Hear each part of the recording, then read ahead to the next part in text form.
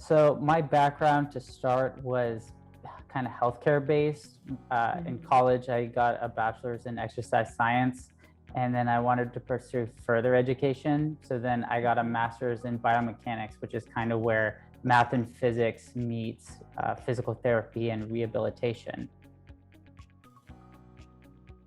I had always had this passion for solving problems, and before I was kind of teaching myself to use data in academia. It's evidence-based practice, but there has to be some kind of data to back up the practice. So I had to eventually teach myself how to program. And once I got into it, I got super curious, and I really wanted to dive more into machine learning and transition into solving business questions instead of research-related ones. What I enjoy about data science, I'd say, because there's so much data out there, being able to manipulate it on such a comprehensive scale and with massive amounts, being able to derive such meaningful insights and create impactful decisions, that kind of ability is just something that isn't lost on me. It's something that I still think is amazing. And so that makes any kind of data science project or work that I do more exciting. Just the level of knowledge and and everything that happens behind the scenes is just, I think it's super cool. It was partially that curiosity of programming and data beyond academics and grant writing and that kind of typical research-based career trajectory. So I left because I really wanted to explore that world of data science and advance my career.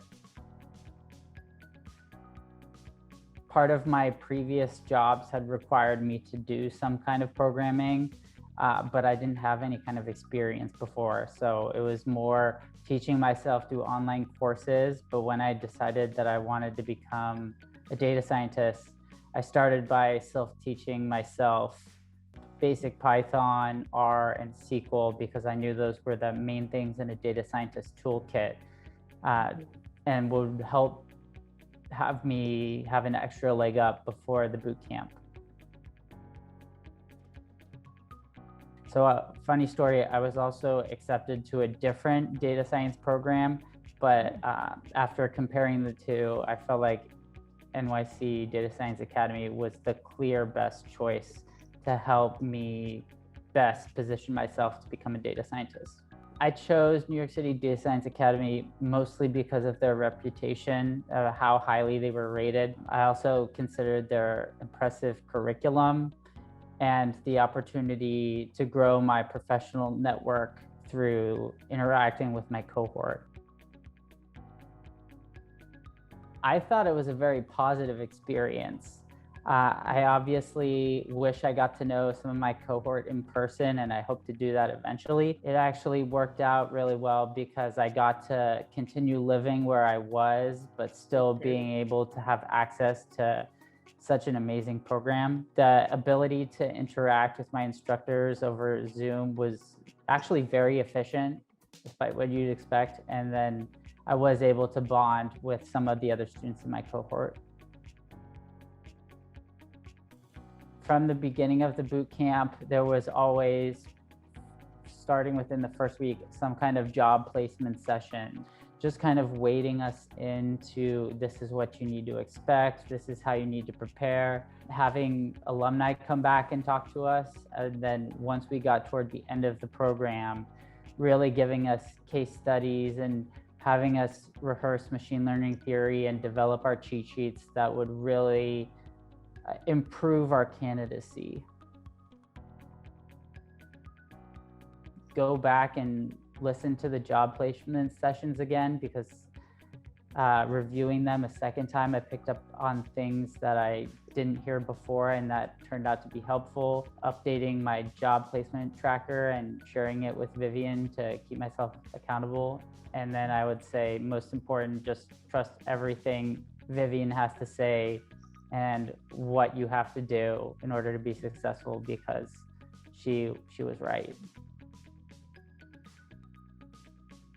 It was really helpful, especially because at the time, I don't know if it's changed at all since I was applying for jobs, but at the time it seems there was like an explosion of new openings. And after you do like 100 of them, 100 applications, everything kind of blurs on have I applied for this yet? Have I not? Have I shared this cover letter? And just having some kind of order and structure really made the difference. And kind of also getting an expectation, like if I apply this day, this is how many days on average until I hear something back, or like setting expectations on what it's really going to take. It kind of goes back a little bit to why I chose to go to the academy over other coding boot camps and data science boot camps, was to grow that network of professionals, and besides the amazing curriculum, but to really grow my network, because that was something coming into a new industry that I was clearly lacking. Actually, one of the alumni, I can't remember what cohort he was from. I want to say 16, but I could totally be getting that wrong. But actually, an alumni referred me to this position. I reached out to him. I said this was super interesting, and that I was asking, like, can you at least help me like get my foot in the door, just like give me advice on how to make my application better. And he did more than that. He coached me through the interview process, passed my resume on to the higher ups, and like just step by step gave me a game plan of this is how it goes. This is the kind of language you want to use in your interview that they really hone in on, and this is what it takes to be successful. When we went back, I guess for the first time we got assigned a project, and they were explaining like, this is like the guidelines, this is how you want to choose it. I think Thomas said something that really struck home, is you want to provide some kind of business value, because that's, as data scientists, that's kind of what we're tasked with by a company. Is yes, we can code and analyze and do all these different things, but if it doesn't provide some kind of business value, then it doesn't do much good. So that was what, whenever I was coming up with project ideas, that was kind of what I was keeping in the back of my mind. So my favorite project was probably the machine learning project we did on that Ames, Iowa data set, mostly because like everybody else had thought to do it as some kind of realtor or real estate spin, but we decided to go as like consultants for some kind of home sharing company, like Airbnb. And so I think just trying to think outside the box made things more exciting. I think the biggest thing is just ask lots of questions. I mean, it's different when I did it because it was remote and like you're not in a physical classroom, so you're just like talking to a screen. But if you're not trying to gain some kind of understanding through additional clarification or any kind of asking, then you're really doing yourself a disservice. The other thing I would probably say is try to pace yourself, because it is a marathon, not a sprint, even though sometimes it feels like a sprint. The program is very intensive, and there were times, even when I had this like previous like preparation, that I could feel overwhelmed.